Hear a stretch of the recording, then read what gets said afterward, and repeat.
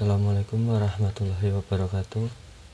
Nama saya Uli Nuha dari Teknik. Saya akan mempresentasikan perawatan mesin dengan judul analisa emisi gas buang mesin VVT-e dan non-VVT-e. Berikut adalah poster yang saya buat dan saya pecahkan menjadi PowerPoint. Pendahuluan. Variable Valve Timing Intelligence atau lebih dikenal dengan sebutan VVT-i merupakan teknologi yang mengatur sistem kerja katup pemasukan bahan bakar atau intake secara elektronik, baik dalam hal waktu maupun ukuran buka tutup katup sesuai dengan ukuran putaran mesin, sehingga menghasilkan tenaga optimal, hemat bahan bakar, dan ramah lingkungan, serta cara kerja yang cukup sederhana, yaitu untuk menghitung waktu buka tutup katup atau valve timing yang optimal. Selanjutnya, spesifikasi letak variabel Kansaf timing. Berikut adalah gambarnya. Perbedaan cara kerja VVT-i dan non-VVT-i.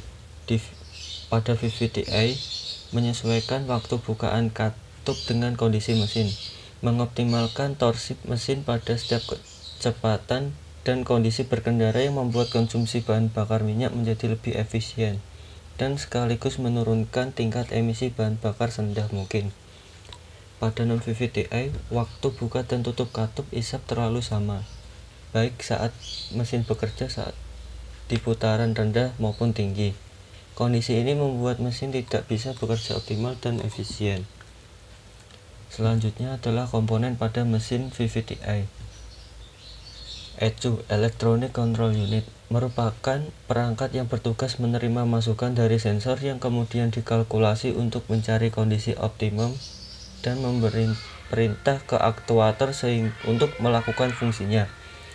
Kedua, Crankshaft Position Sensor atau GPS berguna untuk mengetahui kedudukan crankshaft dengan diolah oleh ECU dan dihitung untuk mendapatkan sebesar mungkin efisiensi volumetrik. Dari perhitungan ECU ini didapatkan kedudukan crankshaft yang harus dirubah. 3. Crankshaft Position Sensor berguna memberitahu ECU kecepatan putaran mesin dengan tepat. Pada sistem penyemprotan bahan bakar, sensor ini juga memberitahu ECU waktu yang tepat untuk menyemprotkan bahan bakar yang kemudian diteruskan ke fuel injector. Yang keempat, Crankshaft Timing Oil Control Valve berfungsi untuk mengendalikan posisi spool valve berdasarkan sinyal yang dikirim ECU hingga mengalokasikan tekanan oli ke VVT-i controller untuk sisi maju dan sisi mundur. Selanjutnya, analisa kerja VVT-i pada mesin. 1. Posisi advance timing maju. Posisi advance timing maju didapat dengan mengisi oli ke ruang belakang masing-masing fan, sehingga fan akan bergerak maju dan posisi timing pun ikut maju. Tekanan olinya sendiri disediakan oleh Crankshaft Timing Oil Control Valve yang diatur oleh ECU atau Electronic Control Unit pada mesin. Yang kedua, posisi advance timing mundur. Tekanan oli dialirkan ke belakang bodi VVT-i dan tekanan di depan bodi VVT-i akan didorong keluar dan kembali ke panic oli melalui saluran drain katup kontrol oli timing crankshaft. Yang ketiga, posisi advance timing menahan. Setelah mencapai target timing katup, valve timing ditahan dengan menjaga crankshaft timing oil control valve dalam posisi netral. Meskipun status traveling berubah, hal ini menyetel timing katup pada posisi target yang diinginkan dan mencegah oli mesin habis ketika oli tersebut tidak diperlukan. Selanjutnya, analisa emisi gas buang mesin VVT-i dan non-VVT-i. 1. Mesin bensin modern memiliki efisiensi rata-rata sekitar 25% sampai 30% bila digunakan untuk daya mesin. 2. Perbandingan antara sistem VVT-i dan non-VVT-i terhadap tingkat emisi gas buang CO sesuai dengan putaran mesin atau RPM, yaitu bahwa dengan sistem VVT-i nilainya lebih rendah dibanding dengan sistem non-VVT-i. 3. Perbandingan antara sistem VVT-i dan non-VVT-i terhadap tingkat emisi gas buang CO2 sesuai dengan putaran mesin atau RPM, yaitu bahwa dengan penggunaan sistem VVT-i lebih tinggi dibandingkan non-VVT-i. 4. Perbandingan antara sistem VVT-i dan non-VVT-i terhadap tingkat emisi gas buang CO yang sesuai dengan putaran mesin atau RPM, 4. Perbandingan antara sistem VVTi dan non-VVTi terhadap tingkat emisi gas buang Hc sesuai dengan putaran mesin atau RPM, yaitu bahwa dengan sistem VVTi pengeluaran gas buang Hc nilainya lebih rendah dibanding dengan non-VVTi. 5.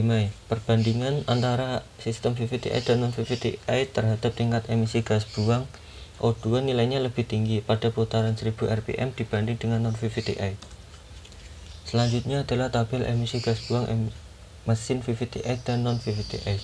Pada emisi gas CO atau karbon monoksida, di putaran mesin 1000 rpm gas buang CO pada mesin VVTi 0,08 dan gas buang CO pada mesin non-VVTi di 0,26. Di putaran mesin 2000 rpm gas buang CO mesin VVTi di 0,11 dan gas buang CO mesin non-VVTi di 0,03. Putaran mesin di 3000 rpm gas buang CO mesin VVTi di 0,009 dan gas buang CO pada mesin non VVTi di 0,03. Sebelah tabel berikut adalah grafik dari emisi gas CO. Pada emisi gas CO2 atau karbon dioksida di putaran 1000 rpm gas buang CO2 mesin VVTi di 2,9 dan gas buang CO2 mesin non VVTi di 0,8. Pada putaran mesin 2000 rpm gas buang CO2 mesin VVTi di 4,2 dan gas buang CO2 mesin non VVTi di 1,7. Di putaran mesin 3000 rpm gas buang CO2 mesin VVTi di 3,19 dan gas buang CO2 mesin non VVTi di 1,7. Dan di sebelah tabel berikut adalah grafik dari emisi gas CO2. Pada emisi gas Hc atau hidrokarbon di 1000 rpm gas buang Hc mesin VVTi di 27 dan gas buang Hc mesin non VVTi di 38. Pada putaran mesin 2000 rpm gas buang Hc mesin VVTi di 21 dan gas buang Hc mesin non VVTi di 30. Di putaran mesin 3000 rpm gas buang Hc mesin VVTi di 22 dan gas buang Hc mesin non VVTi di 30. Dan di sebelah tabel berikut adalah grafik dari emisi gas Hc atau hidrokarbon. Pada emisi gas O2 atau oksigen di putaran mesin 1000 rpm gas buang O2 mesin VVTi di 8,02 dan gas buang O2 mesin non VVTi di 21,13. Di putaran mesin 2000 rpm gas buang O2 mesin VVTi di 8,5 dan gas buang O2 mesin non VVTi di 21,58.